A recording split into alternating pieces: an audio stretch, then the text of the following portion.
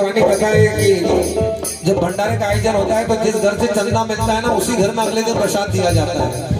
तो जब पूछ में आग लगाने के लिए चंदा मांगा जा रहा था तो विभीषण जी महाराज के घर से चंदा नहीं मिला था। तो हनुमान जी महाराज बोल रहे हैं जहाँ से चंदा नहीं मिला है वहाँ प्रसाद देने की आवश्यकता क्या है। और एक तथ्य ये भी है कि जिस घर में हनुमान जी महाराज ने राम जी के आयुधों के दर्शन करे हैं उस घर में हनुमान जी महाराज अग्नि नहीं दे सकते, है ना। एक तर्क ये भी है कि हनुमान जी महाराज ने पूरी लंका में आग लगा दिया। जो ज्ञानी लोग होते हैं, जो लोग तर्क लगाते हैं, वो ये कहते हैं कि हनुमान जी महाराज को आग क्यों नहीं लगी। तो पहले तो ये कि आप सभी जानते हैं कि हनुमान जी महाराज को सारे देवताओं का वरदान है, तो अग्निदेव का वरदान है। लेकिन दूसरे तर्क से आप देखें तो माँ जगदम्बा किशोरी जी अभी अग्नि में वास कर रही है। जब रावण माँ सीता का हरण कर ले गया था तो राम जी ने सीता जी को अग्नि के अंदर छोड़ा था और राम जी का काज करने हनुमान जी आए हैं। और अग्निदेव कहां से आए? सूर्य भगवान से। सूर्य भगवान के वंश में राम जी आए हैं। तो सूर्य भगवान हनुमान जी को कोई तकलीफ देंगे, अग्निदेव तकलीफ देंगे तो राम जी से बेर कोई लेना नहीं जाएगा। और साक्षात जगदम्बा किशोरी जी बैठी है तो उन्होंने हनुमान जी को ढाक दिया है। तो हनुमान जी महाराज ने पूरी लंका में आग लगाई और फिर समुद्र में जाके अपनी पूंछ को शांत किया। हनुमान जी पुनः सीता मैया के पास गए और मां से जाकर कहा कि मैया आप कुछ समय के इंतजार करिए, मैं प्रभु को जाकर सूचना दूंगा, प्रभु जरूर जल्दी आकर आपको लेकर जाएंगे। मैया कहती है कि प्रभु मुझसे जाकर संदेशा देना कि एक माह में यदि नहीं आए तो मुझे जीवित नहीं पाएंगे। हनुमान जी कहते हैं मैया वो प्रभु ने कुछ निशानी दी थी आपको देने के लिए, मैं चाहता हूँ आप भी कोई निशानी दे दीजिए। तो मैया ने अपनी चूड़ामणि, जिसे आज के समय में क्लचर कहते हैं, निकाल कर हनुमान जी के हाथ में दिया। अब हनुमान जी महाराज ने लंका के गेट पर आकर जोरदार दहाड़ लगाई है। जय श्री राम। हनुमान जी महाराज की दहाड़ को सुनकर लंका के अंदर जितनी राक्षसी थी जो गर्भवती थी सबके गर्भ गिर गए। अब हनुमान जी महाराज मन में विचार करते हैं कि बहुत समय हो गया, सुंदरकांड की समापन करना है और जाकर अपने साथियों से भी मिलना है, तो क्यों ना उस ओर चला जाए। तो हनुमान जी महाराज प्रभु को जाकर संदेशा देने के लिए आगे की ओर आए और हनुमान जी महाराज अपने दल के पास आकर सारे लोग इकट्ठा होकर पुनः किधर जाते हैं जहाँ किष्किंधा के सारे वानर सुग्रीव जी के साथ हैं। ये सारे वानर मिलकर खुशियां मना रहे हैं।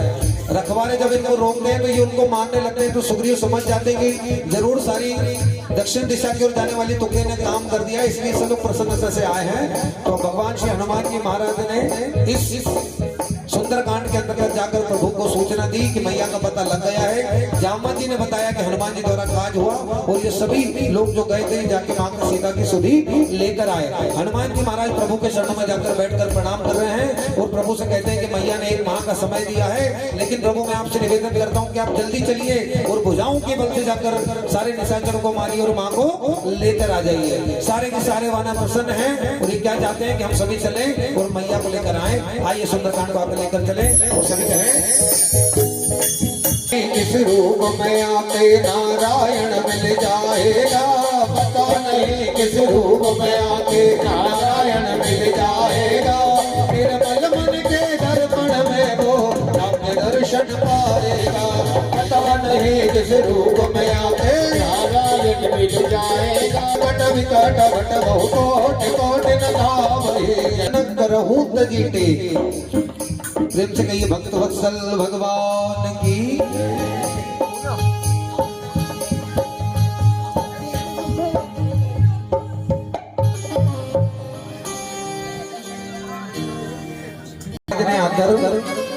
सबको संदेशा सुनाया कि मां की सुधि लग गई और सभी लोग मिलकर भगवान से प्रार्थना करें कि प्रभु अपनी भुजाओं के बल से जीत कर रावण को मारकर मां सीता को ले आइए। अब देखिए सारे के सारे वानर तैयार है कि चलिए और मां सीता को लेकर आ जाए। एक एक वानर में हनुमान जी जैसा बल आ गया है कि चलिए। एक एक वानर मन में विचार कर रहा है कि मैं जाऊं और मां रावण को मारकर सीता को लेके आऊंगा। तो सब मन में विचार कर रहे हैं, सब लोग मन में विचार कर रहे हैं। तो भगवान राम सारे वानरों को शिक्षा देने के लिए बीच में सबको बिठाकर हनुमान जी महाराज प्रभु के चरणों में बैठे हैं और भगवान राम हनुमान जी से पूछ रहे हैं कि अरे हनुमान, मैंने सुना है आपने बहुत बड़ा काम करा, रावण द्वारा पोषित लंका को आप जाकर जलाकर आ गए, इतना बड़ा काम कैसे किया, जरा सबको बताएं। तो हनुमान जी महाराज प्रभु के चरणों में गिर गए कि प्रभु ये काम मैंने नहीं किया, ये काम आपने किया है। बार बार हनुमान जी महाराज प्रभु के चरणों में गिर रहे हैं। हनुमान जी महाराज बार बार बोल रहे हैं, लेकिन राम जी कह रहे नहीं, आप बताइए। जब बार बार प्रभु कहते हैं तो हनुमान जी समझ जाते हैं कि भगवान वानरों को कोई संदेश देना चाहते हैं। तो देखिए हनुमान जी महाराज यहाँ पर उल्टा क्रम बताने लगते हैं। अभी आप सुंदरकांड सुन रहे हैं, हनुमान जी ने पहले क्या किया, पहले समुद्र को लांगा, फिर अशोक वाटिका में जाकर लड़ाई करी, फिर निशाचरों को मारा, फिर लंका में आने लगे। अब हनुमान जी महाराज यहाँ पर क्या कर रहे हैं, ना कि सिंधु हाटकपुर जा रहा, निशिचर गण विधि विपिन हो जा रहा। प्रभु सबसे पहले मैंने नागी सिंधु, पहले मैंने सोयुधन समुद्र को पार किया, फिर क्या लिख रहे हैं, हाटकपुर जा रहा, फिर मैंने लंका को जला दिया, फिर क्या लिख रहे हैं, निशिचर गण विधि, फिर मैंने निशाचरों को मारा, और इसके बाद विपिन हो जा रहा, मतलब अशोक वाटिका को उजाड़ा। तो राम जी कह रहे हैं कि क्यों हनुमान अभी लंका होकर आए और वहां का असर भी लेकर आ गए हो, झूठ बोल रहे हो। तो हनुमान जी कह रहे हैं प्रभु मैंने क्या झूठ बोला। तो कह रहे हैं तुम उल्टा क्रम बता रहे हो, मुझे तो सूचना मिली है कि तुमने पहले ऐसे किया था। हनुमान जी महाराज प्रभु के चरणों में गिर गए और हनुमान जी महाराज प्रभु से कहते हैं देखिए प्रभु, यदि काम मैंने किया होता ना तो मुझे सही क्रम पता होता, ये काम आपने किया है इसलिए क्रम आपको सही पता है। बोले भक्त वत्सल भगवान की। हनुमान जी महाराज प्रभु के चरणों में गिर गए। अब यहाँ देखिए भगवान श्री राघवेंद्र सरकार हनुमान जी को क्या कह रहे हैं कि हनुमान आज तो तुमने रघुकुल पर उपकार किया है, इस ऋण से मैं कभी पूर्ण नहीं हो पाऊंगा। श्री रघुनाथ जी हनुमान जी को क्या कह रहे हैं कि आपने ऐसा काम कर दिया हनुमान कि रघुकुल तुम्हारा कर्जदार हो जाएगा, इस ऋण को हम कभी उतार नहीं पाएंगे। अब उतार नहीं पाएंगे या उतारना नहीं चाहते, भगवान चाहते ही। देखिए आप पे और हम पे कोई विपत्ति आती है और कोई हमारा साथ देता है तो हम क्या कहते हैं कि तुझे जरूरत पड़ेगी तो मैं तुम्हारा साथ दूंगा। हम चाहते हैं कि उसके ऊपर विपत्ति आए और हम उसका कर्जा उतार दें। यहाँ भगवान कहते हैं कि नहीं, हम इस ऋण से पूर्ण होना ही नहीं चाहते। तो हनुमान जी महाराज प्रभु के चरणों में गिर पड़े और प्रभु से कहते हैं कि प्रभु ये काम तो आपने ही किया है, मेरा तो सिर्फ नाम हो रहा है। आइए हनुमान जी महाराज प्रभु के चरणों में जो बैठकर भाव अर्पण करें आप और हम सभी मिलकर बड़े भाव से मीठी मीठी तालियों के साथ क्या कह रहे हैं हनुमान जी, अरे मेरा राम की कृपा से सब काम हो रहा है, मेरा राम की कृपा से सब काम हो रहा है, अरे मेरा राम की कृपा से सब काम हो रहा है, मेरा राम की कृपा से सब काम हो रहा है, अरे करते हैं मेरे राघव मेरा नाम हो रहा है, करते हैं मेरे राघव मेरा नाम हो रहा है, अरे मेरा राम की कृपा से सब काम हो रहा है, मेरा राम की कृपा से सब काम हो रहा है।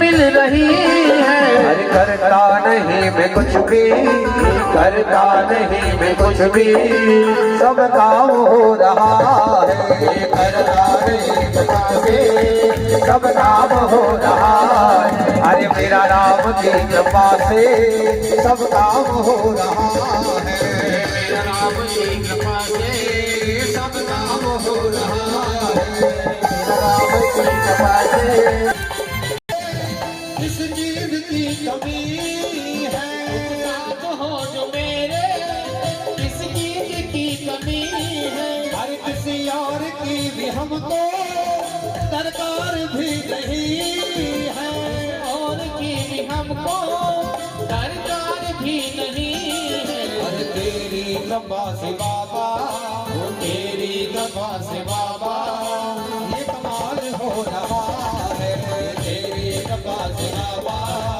ये कमाल हो रहा है, अरे करते हो मेरे राघव मेरा नाम हो रहा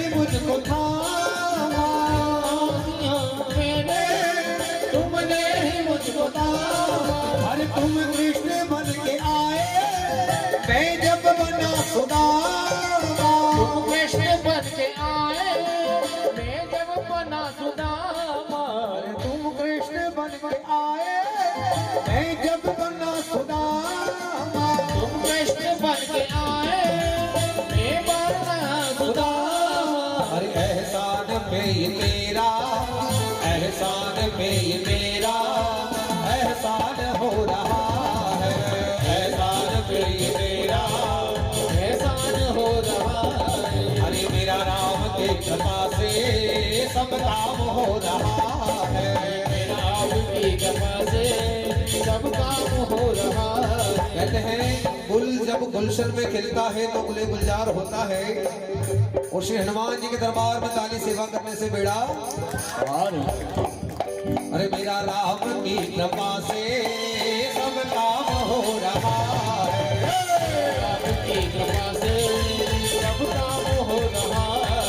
अरे करते हो मेरे राम, मेरा राम हो रहा है, करते हो मेरे राघव, सब काम हो रहा है, मेरा आपकी कृपा से सब काम हो रहा है।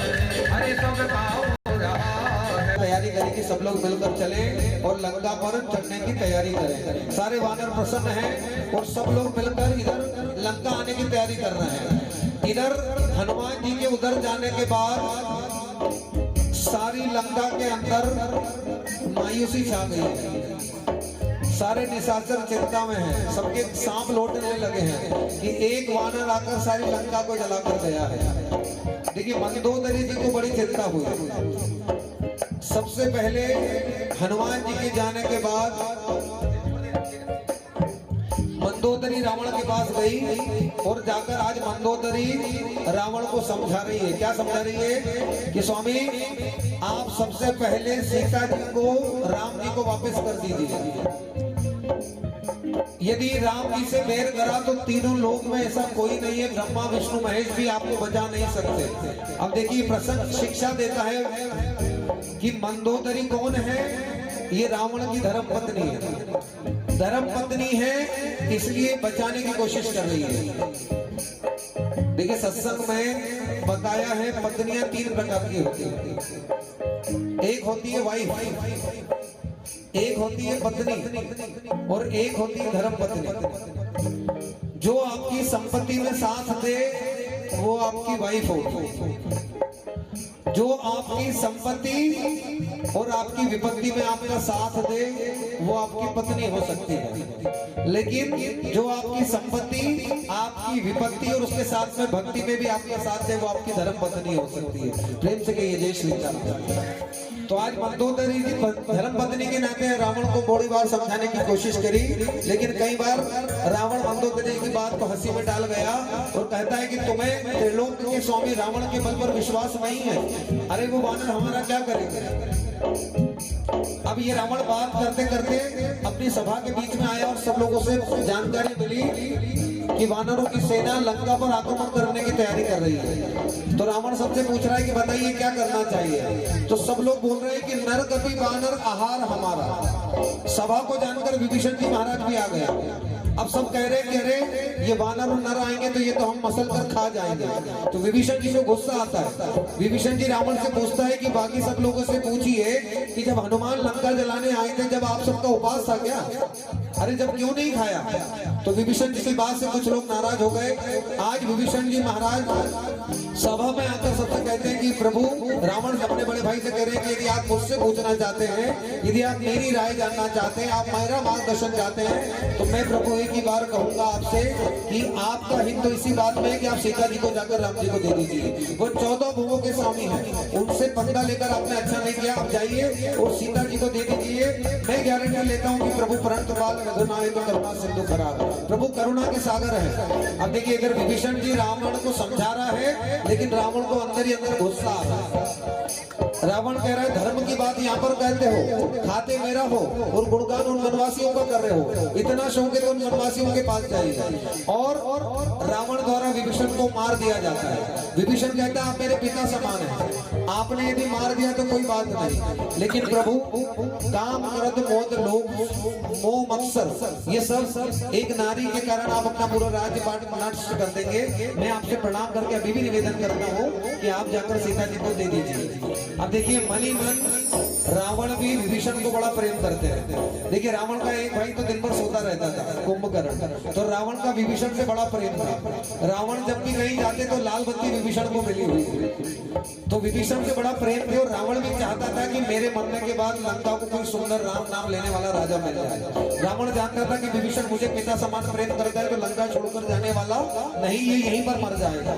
तो आज रावण मन में सोच रहा है कि यदि भरी सभा में मैंने विभीषण का अपमान कर दिया तो जरूर मुझको छोड़कर जा सकता है। तो आज रावण मन में सोच कर बैठा है और भरी सभा में विभीषण जी को लात मारी, विभीषण जी महाराज का मुकुट गिरा, कई प्रकार नीति शासन विरोध किसी तरीके से नहीं समझा। तो विभीषण जी महाराज रावण से कहते हैं कि रावण, आज तुम्हारी सभा काल के वश में है, अब यदि मैं राम के शरण में जाता हूँ तो मुझे किसी प्रकार का दोष नहीं लगेगा। अब मैं अपनी सभा छोड़कर राम के चरणों की ओर जा रहा हूँ। राम संग संकल्प प्रभु सभा काल वस्तोर, मैं रघुवीर शरण अब जाहु देहु जरुकोर। विभीषण जी महाराज चल दिए। अब विभीषण जी महाराज जब लंका छोड़कर जाने लगे तो गोस्वामी जी लिखते हैं, रावण जब ही विभीषण त्यागा, भयौ विभव विमुत वही अभागा। तो क्या करा, सारा वैभव कैसे नष्ट हो गया? क्या विभीषण जाते से किसी रजिस्ट्री वाले का गया था कि मेरी संपत्ति मेरे नाम कर दो? नहीं। गोस्वामी जी लिखते हैं कि जिस घर से भगवान की भक्ति खत्म हो जाए, जिस परिवार से सत्संग खत्म हो जाए, उस परिवार में धन टिकने वाला नहीं है। आज विभीषण जी के जाते थे सब लोग अभागे हो गए, आयु सबकी क्षीण हो गई है। क्यों? क्योंकि एक अकेले विभीषण जी महाराज ऐसे थे जो लंका के अंदर बैठकर भगवान के नाम का कीर्तन करते हैं। आज विभीषण जी महाराज मन में संकल्प कर रहे हैं कि अब मैं कहाँ जाऊंगा? उस जगह जाऊंगा जो हनुमान जी ने मुझे बताया था। देखिए वापिस जो लोग शुरू से कथा सुन रहे हैं, आज घर वालों की लात लगी है तो संत की बात याद आ रही है। कहा हनुमान जी ने जाने का कहा था? हनुमान जी ने कहा था कि आप विभीषण यहाँ कैसे रहते हो लंका में, जैसे दांतों के बीच में जीवा रहती है। तो अभी थोड़े दिन बाद अयोध्या के दंत स्पेशलिस्ट आने वाले हैं, अयोध्या के कोने पर समुद्र के किनारे, तो आप आ जाना, दंत शिविर लगने वाला है। आज विभीषण जी प्रभु राम की शरण में जा रहे हैं। आज विभीषण जी बड़े प्रसन्न है। क्यों? कि आज मैं उन अपनी आंखों से उन राम जी के दर्शन करने वाला हूँ जिनके दर्शन भरत जी सदैव करते हैं। आइए सुंदरकांड को समापन के लेकर चले और बड़े भाव से आप और हम सभी कहें, ओ मंगल भवन मंगल जय सिया राम। अब लगे कुछ सारे जग में फहराती है लाल ध्वजा हनुमान की, प्रेम से सब मिल कर जय बोलो बजरंगी बलवान की।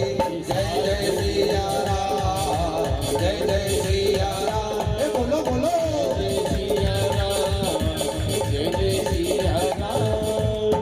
कहीं सियावर रामचंद्र भगवान की। तो आज विभीषण जी महाराज को हनुमान जी की बात याद आई है और विभीषण जी महाराज किधर जा रहे हैं? जिधर राम जी ठहरे हुए हैं। आज विभीषण जी महाराज समुद्र के इस ओर आए और उनको देखकर सारे वानरों ने विभीषण जी महाराज को रोक दिया है। जामवंत जी महाराज को सूचना दी गई और सारे लोगों ने बताया कि रावण का छोटा भाई विभीषण मिलने आया है। तो राम जी सारे वानरों से पूछ रहे हैं कि बताइए मुझे क्या करना चाहिए? तो सुग्रीव जी कहते हैं कि प्रभु ये तो रावण का भाई है, माया भी निशाचर है, पता नहीं कौन सी लीला करने आया है, कोई हमारा भेद लेने आया है, तो हमें क्या करना चाहिए? तो राम जी सबकी सलाह लेते हैं, लेकिन उसके बाद राम जी कहते हैं कि देखिए यदि विभीषण मेरे पास तक आया है तो जरूर उसका मन निर्मल होगा। क्यों? क्योंकि निर्मल मन जन सो मोहि पावा, मोहि कपट तल छिद्र न पावा।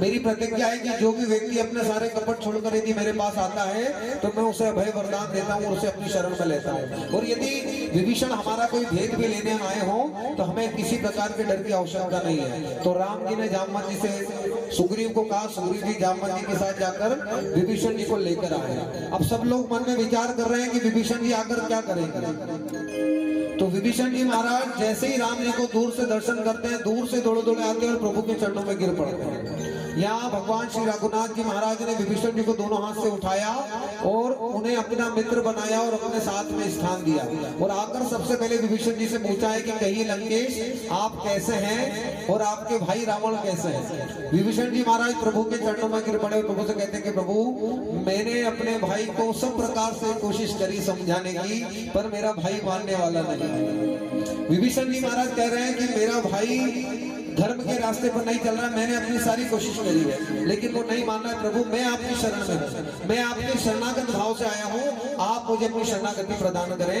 मैंने रावण को कई प्रकार से, शास्त्रों के तरफ से, नीति से, सब तरह से समझाया, लेकिन वो मानने को तैयार नहीं है। तो भगवान ने विभीषण जी महाराज को उठाकर हृदय लगाया और प्रभु ने उसी समय क्या किया, समुद्र जल मंगाकर विभीषण जी का राज्याभिषेक कर दिया है। इसके बाद भगवान ने, भोलेनाथ भगवान का ध्यान करा और अपने मन ही मन 10 शीश को चढ़ाने पर रावण को जो सोने की लंका शिव जी ने प्रदान कर दी, भगवान राम जी ने शिव जी की आज्ञा ली और वही लंका विभीषण जी को दान कर दी। बोले भक्त वत्सल भगवान की जय।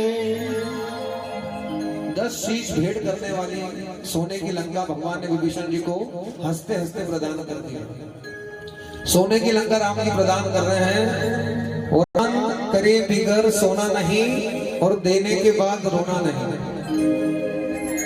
भगवान से मांगने के लिए तो बहुत सारी चीजें हैं, लेकिन दान देते समय सब बातें भूल जाते हैं। तो आज प्रभु बड़े ही भाव से विभीषण जी से प्रेम की चर्चा करते हैं, उन्हें अपना मित्र बनाते हैं, राज तिलक हो जाता है। अभी युद्ध तो जीता नहीं है, अभी तो लंका आपने जीती नहीं है, आपने विभीषण को राजा घोषित कर दिया।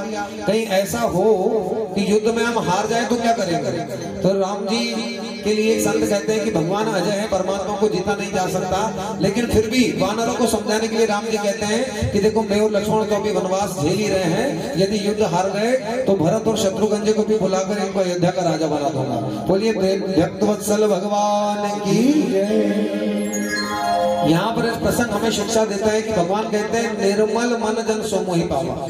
जो भगवान की भक्ति निर्मल मन से करता है ना, उस पर भगवान जल्दी प्रसन्न होते हैं, और जो दिखावा करता है ना, उस पर भगवान प्रसन्न नहीं होते। आप सभी ने एक कथा सुनी होगी, वो दिल्ली की घटना, भगत के वश में है भगवान। वो माता जी कृष्ण जी से इतना प्रेम करती थी कि डॉक्टर जब देखने आया तो क्या किया, बुखार नापने के लिए जब डॉक्टर आया तो डॉक्टर ने भगवान की धड़कन सुनी। तो निर्मल मन होगा तो ऐसी भक्ति हो जाएगी। वो माता जी की कथा को सुन सुनकर दिल्ली की बहुत सारी माता जी कृष्ण जी को लेकर मथुरा जाने लगी और घर पर आडंबर रखने लगी। एक माता जी ने तो भगवान की पूजा करते करते ठाकुर जी को गिरा दिया, जान कर, निर्मल मन से नहीं, जान करके दिखाने के लिए ठाकुर जी को गिरा दिया और बच्चे से कहती कि जाओ हड्डी के डॉक्टर वाले को लेकर आओ। अब ना तो हड्डी का डॉक्टर वाला आया, बल्कि बेटा मानसिक चिकित्सालय मांग और छोड़ के आ गया। प्रेम से बोलिए भक्तवत्सल भगवान की। तो देखिए निर्मल मन से जो भक्ति करेगा ना, उससे भगवान जरूर प्राप्त होंगे, लेकिन जो दिखावे के लिए भक्ति करेगा उससे ईश्वर को प्राप्त करना मुश्किल है। तो गुरुदेव कहते हैं कि जो ईश्वर से प्रेम करता है वो भगवान के निकट आ सकता है। इसलिए आज विभीषण जी आए और शरणागति प्राप्त हुई, लेकिन उसके लिए करना क्या होगा, उसके लिए पुराना छोड़ना पड़ेगा। हमारे जीवन में जो पुराना बसा हुआ है ना, वही कबाड़ा होता है। अब सुंदरकांड समापन की ओर लेकर जाना है, लेकिन फिर भी एक छोटी सी कथा याद आती है कि एक बार किसी कार्यालय में एक नया काम करने वाला एम्प्लॉई आया, कोई काम करने का। तो जब वो नया व्यक्ति आया तो